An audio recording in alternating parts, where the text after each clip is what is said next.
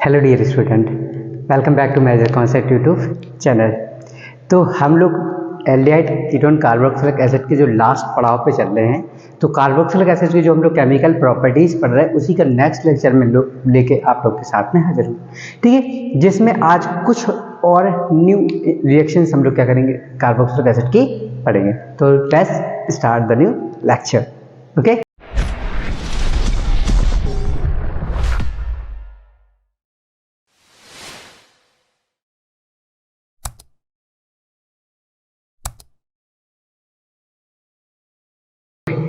Okay तो देखो, इस लेक्चर में हम लोग क्या रासायनिक गुण यानी कि chemical property of carboxylic acid की पढ़ना स्टार्ट करते हैं, जिसमें हम लोगों ने कल 2 रिएक्शन पढ़ ली थी और आज उसी के नेक्स्ट रिएक्शन के हम लोग पढ़ने जा रहे हैं। जिसमें जो सबसे पहली हमारी रिएक्शन है वो है फॉर्मेशन ऑफ एनहाइड्राइड, यानी एनहाइड्राइड का निर्माण।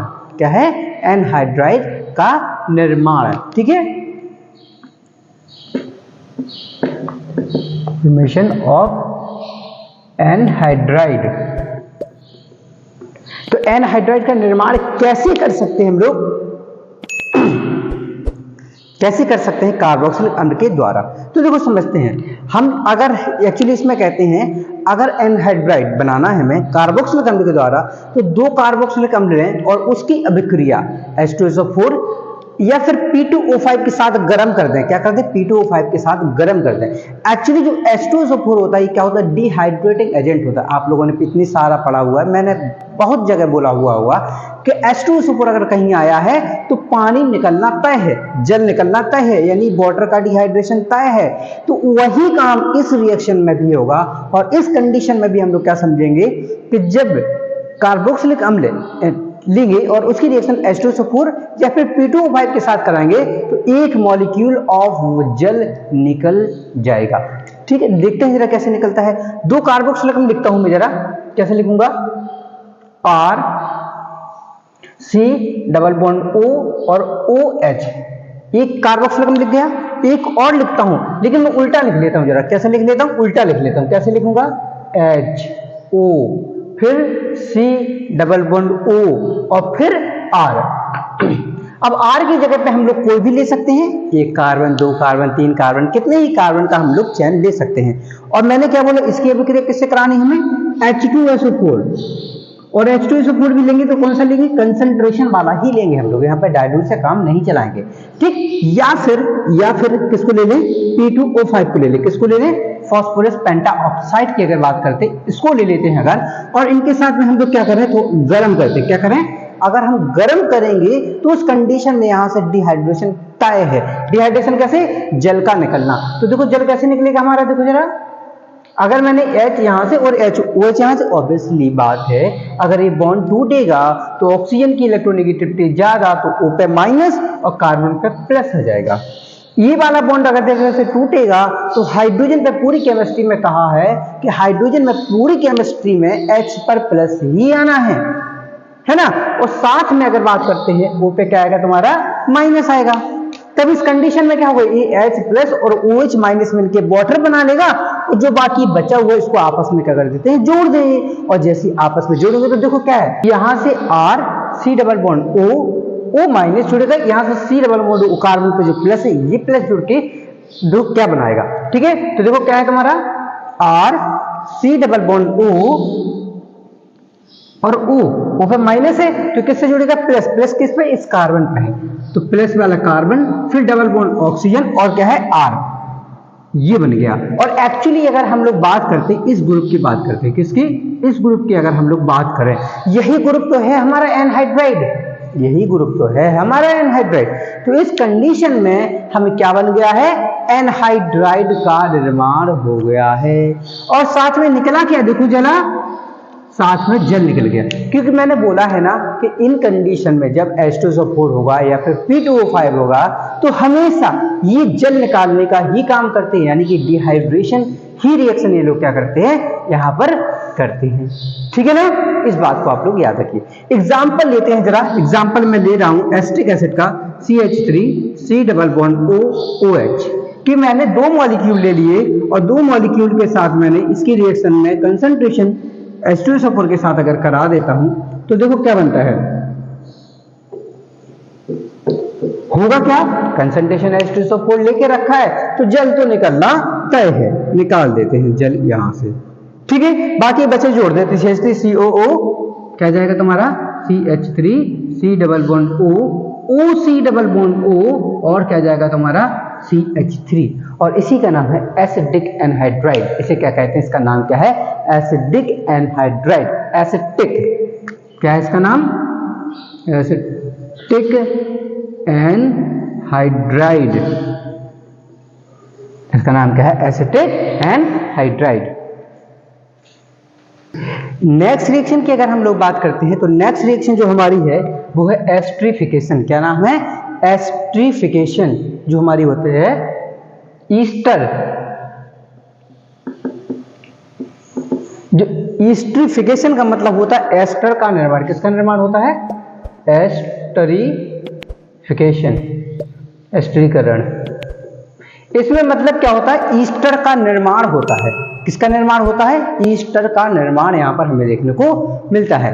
कैसे मिलेगा ईस्टर का निर्माण, तो देखो कार्बोक्सिलिक अम्ल पढ़ रहे तो इसका तो करेंगे। तो क्या कहते हैं, अगर हम लोग क्या करते हैं, कार्बोक्सिलिक अम्ल, किसकी, कार्बोक्सिलिक अम्ल की अभिक्रिया अगर एल्कोहल के साथ करा दें, कार्बोक्सिलिक अम्ल की अभिक्रिया किसके साथ करा दें, एल्कोहल के साथ करा देते हैं। किसके साथ, एल्कोहल के साथ अगर हम लोग करा दें, वो भी किसकी प्रेजेंस में लेंगे, उपस्थिति यहाँ पे किसकी लेंगे, तो यह फिर से वही तो H2SO4 ले लो, तो ले लिया मैंने H2SO4, किसको ले लिया मैंने, H2SO4 के साथ ले लिया। जैसे ही इसमें H2SO4 डालूंगा उस कंडीशन में क्या होगा, यहाँ से फिर से वाटर निकल जाएगा। क्या निकलेगा, यहाँ से वाटर निकल जाएगा, ये H प्लस ये OH माइनस के साथ में वाटर मॉलिक्यूल क्या हो जाता है, निकल जाएगा। अच्छा वाटर मॉलिक्यूल निकलेगा तो क्या बनेगा, देखो R C double bond O O और इधर से कौन जुड़ेगा, R, इतना निकल गया है ना, तो देखो क्या बना, R C double bond O और O और क्या है तुम्हारा R। और एक्चुअली अगर हम बात करते हैं इस ग्रुप की, किसकी, इस ग्रुप के, तो ये ग्रुप ही क्या कहलाता है, हमारा ईस्टर कहलाता है। ये ग्रुप क्या कहलाता है, हमारा ईस्टर। तो इसी वजह से इस रिएक्शन का नाम है एस्ट्रिफिकेशन, यानी एस्ट्रीकरण। एक्चुअली क्या हुआ, देखो फिर से देखो बात को समझो, क्या कह रहा हूं मैं सब क्रिया में, कार्बोक्सिलिक अम्ल की अभिक्रिया अगर एल्कोहल के साथ होती है, कार्बोक्सिलिक अम्ल की अभिक्रिया एल्कोहल के साथ H2SO4 की उपस्थिति में कराते हैं तो ईस्टर का निर्माण होता है। प्लस जल तो निकलेगा ही निकलेगा क्योंकि H2SO4 की उपस्थिति है। बात को समझे ना, ठीक है, याद रखना क्या बोल रहा हूं मैं, कार्बोक्सिलिक अम्ल की रिएक्शन एल्कोहल के साथ कंसंट्रेशन H2SO4 की उपस्थिति में कराने पर ईस्टर का निर्माण होता है। क्या लिखोगे इंग्लिश वाले तुम लोग, क्या लिखोगे, देखो carboxylic acid react with alcohol in the presence of carboxylic acid react with alcohol in the presence of sulfuric acid to form ester and this reaction is known as esterification reaction। इसी reaction को हम लोग क्या कहते हैं, esterification reaction के नाम से भी जानते हैं। हम लोग इसका एग्जांपल करते हैं जरा।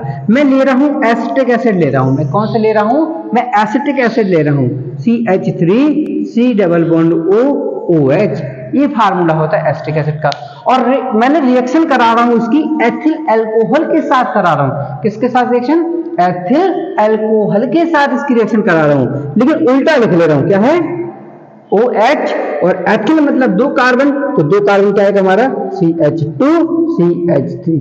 जैसे ही रिएक्शन मैंने इसकी रिएक्शन कंसंट्रेशन H2SO4 की उपस्थिति में कराई अगर मैंने, तो क्या होगा यहाँ पर फिर से वही काम, क्या यहां से हम लोग जल निकाल देंगे, ये क्या निकला हमारा जल, और बाकी बचे हुए पार्ट को एज इट इज ही जोड़ देंगे। जो कुछ बचा हुआ होगा सबको मिलाकर जोड़ देना है, इतना काम करना है। तो देखो CH3CO, तो मैंने लिखा देखो CH3C डबल बॉन्ड O और इधर क्या है CH2CH3 है, तो मैंने लिखा CH2CH3 लिखा मैंने, लिखा ना। अब इस कंडीशन में देखो ये जो एक ग्रुप बन गया हमारा, एक ग्रुप देख पा रहे होंगे आप, इस ग्रुप का नाम है ईस्टर। इस ग्रुप का नाम क्या है? ईस्टर। और इसका नाम जो लिखते हैं ईस्टर का, अगर बात करते हैं इसके आयुपेशी नाम की बात करते हैं तो लिखते हैं एल्किल एल्केनोएट, मतलब जो ऑक्सीजन के इधर वाला होता है इसका नाम लिखते हैं एल्किल।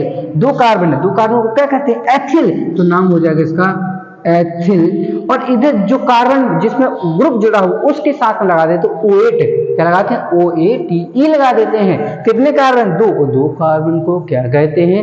एथिल कहते हैं, यानी एथ। सिंगल बॉन्ड है तो एन, और फंक्शनल ग्रुप के लगाते हैं O8, तो क्या लगा देंगे?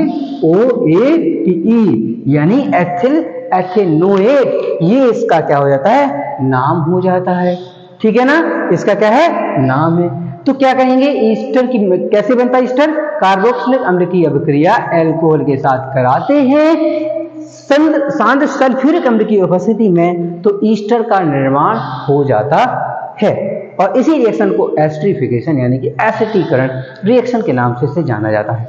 ओके, आई होप आप लोग को समझ में आया होगा, और समझ में आए तो वीडियो को लाइक से सब्सक्राइब जरूर कर दिया करो आप लोग। ओके, नोट कर लीजिए। नेक्स्ट रिएक्शन जो हमारी है वो रिएक्शन है हमारी कार्बोक्सिलिक अम्ल की रिएक्शन। अगर हम लोग अमोनिया के साथ कराते हैं, किसके साथ रिएक्शन कराते हैं? अमोनिया के साथ रिएक्शन कराएंगे तो लिखेंगे रिएक्शन विथ अमोनिया,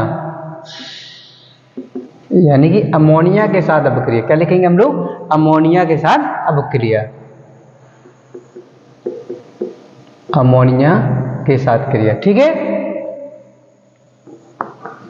चलिए अब अमोनिया के साथ अभिक्रिया करानी है तो कुछ चीजें आप लोग को याद रखना है। कैसे? जैसे मैंने आप लोग को कहा जल कैसे टूटेगा, तो आप लोग को हमेशा याद रखना है H+OH- में टूटेगा।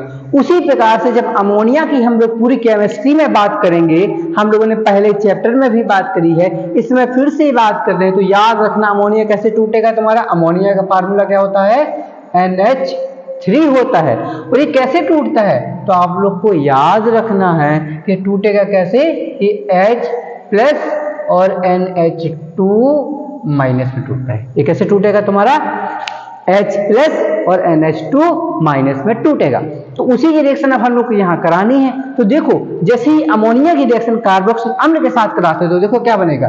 कार्बोक्सिलिक अम्ल R≡C और OH प्लस अमोनिया। अमोनिया को मैं चाहूं तो ऐसा लिख सकता हूं, कैसे लिख सकता हूं ना? HNH2। देखो एक्चुअली 3 H है कि नहीं है, तो इसी को तो NH3 कह रहे हैं। किसके? तो इसी को।